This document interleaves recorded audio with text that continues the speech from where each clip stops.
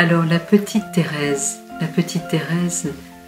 on pourrait dire la grande Thérèse, c'est vraiment un monument.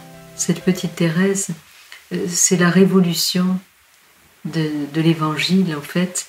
Elle vient nous redonner l'Évangile, elle vient nous redonner l'Évangile dans sa pureté. Et elle vient nous dire que c'est facile, parce que c'est vrai qu'on se fait une idée de la sainteté comme quelque chose d'inaccessible et on voit les saints comme des personnes admirables mais inimitables. Et finalement, on ne se sent pas concerné par cet appel à la sainteté.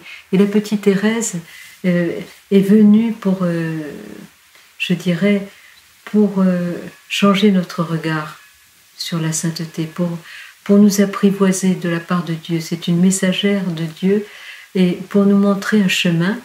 Vous savez qu'au début de l'Évangile, on appelait le christianisme la voie V-O-I-E. Et la petite Thérèse va reprendre cette expression pour nous apprendre la petite voie. C'est-à-dire un petit chemin tout simple pour aller directement à Dieu, pour montrer que Dieu est accessible. Et je dirais, le message de la petite Thérèse, c'est vraiment que Dieu est notre Père, que Dieu est notre Père qui nous aime infiniment, que nous sommes ses enfants et que c'est tout facile d'aller vers lui. C'est vraiment... elle veut nous faire entrer dans cette intimité, dans cette folie des enfants qui n'ont pas le regard sur eux-mêmes et qui ne doutent pas un instant de l'amour de leur Père, qui vont sauter dans ses bras en étant sûrs que le Père va les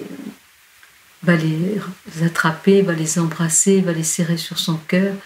Et je dirais c'est tellement, tellement important ce message de la petite Thérèse dans un moment où nous sommes devenus très cérébraux, très intellectuels et où nous avons perdu ce contact tout simple.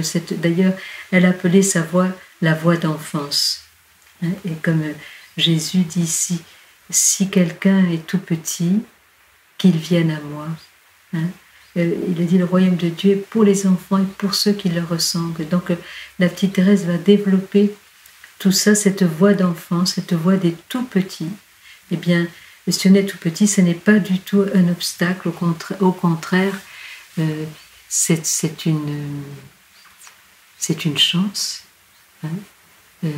c'est une grâce, parce qu'à ce moment-là, on peut vraiment se tourner de tout notre cœur vers Dieu. Et alors, elle a des images très, très jolies. Par exemple, elle dit que nous sommes souvent comme un petit lapin qui court, et qui est poursuivi par le chasseur. Nous nous imaginons comme ça. Et puis en fait, un jour, ce petit lapin, il court, il est poursuivi par le chasseur. Et tout d'un coup, il se retourne et il saute dans les bras du chasseur. Et là, le chasseur est complètement bouleversé, ému de sentir cette petite boule toute chaude contre lui et il se met à le caresser. Il n'est plus question de tuer le petit lapin.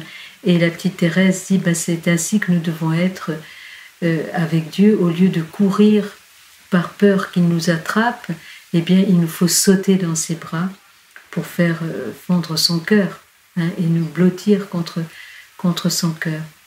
Elle a aussi cette belle image de l'ascenseur, parce que elle dit pour monter l'escalier de la sainteté, elle se sent trop petite pour monter l'escalier de la sainteté, et elle comprend qu'en fait la seule chose qu'elle puisse faire finalement, c'est de lever son petit pas pour monter, pour la première marche, et que si elle met son pas sur la première marche, le Père va la prendre dans les bras et la monter en haut de l'escalier comme l'ascenseur. Et donc, vous voyez, elle met à notre portée la sainteté. Et vraiment, je vous encourage beaucoup, soit à renouer avec la petite Thérèse, soit à relire ses écrits, l'histoire d'une âme, ou ses poèmes, à écouter. Il y a beaucoup de chants qui ont été composés sur les textes de la petite Thérèse. Et si vous ne la connaissez pas, vraiment à faire connaissance, parce que c'est un trésor et elle pourra vous conduire très loin dans la sainteté, vous faire vivre un renouvellement spirituel très profond, une guérison intérieure très profonde. D'ailleurs, elle-même a vécu des guérisons, parce qu'elle était très très sensible. Il faut dire que sa vie a été assez terrible. Elle a perdu sa maman à 4 ans, mais elle a été séparée dès la naissance. Elle a été séparée de sa maman parce que sa maman ne pouvait pas l'allaiter. Et donc, à cette époque, il n'y avait pas les voitures, les transports. Donc, la petite Thérèse était chez une nourrice et sa maman devait aller à pied pour faire 8 km à pied toutes les semaines quand elle avait terminé son travail pour voir sa petite Thérèse. Donc, vous voyez, elle a vécu toute une série de séparations qui ont fait qu'elle était dans une très extrême fragilité.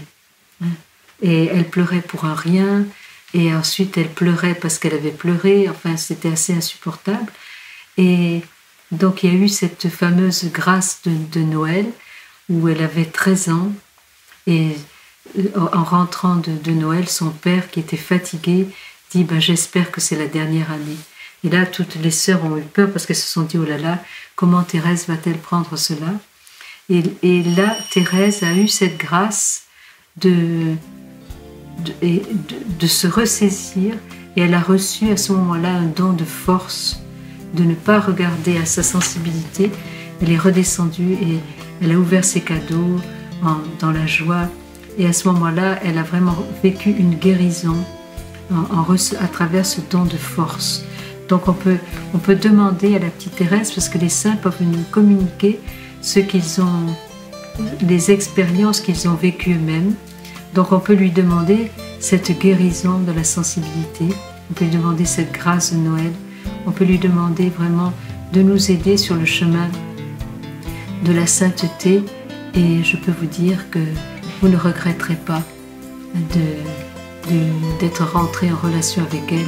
La vie n'est pas triste avec la petite Thérèse, elle vous apportera beaucoup de joie et beaucoup de belles surprises du Seigneur.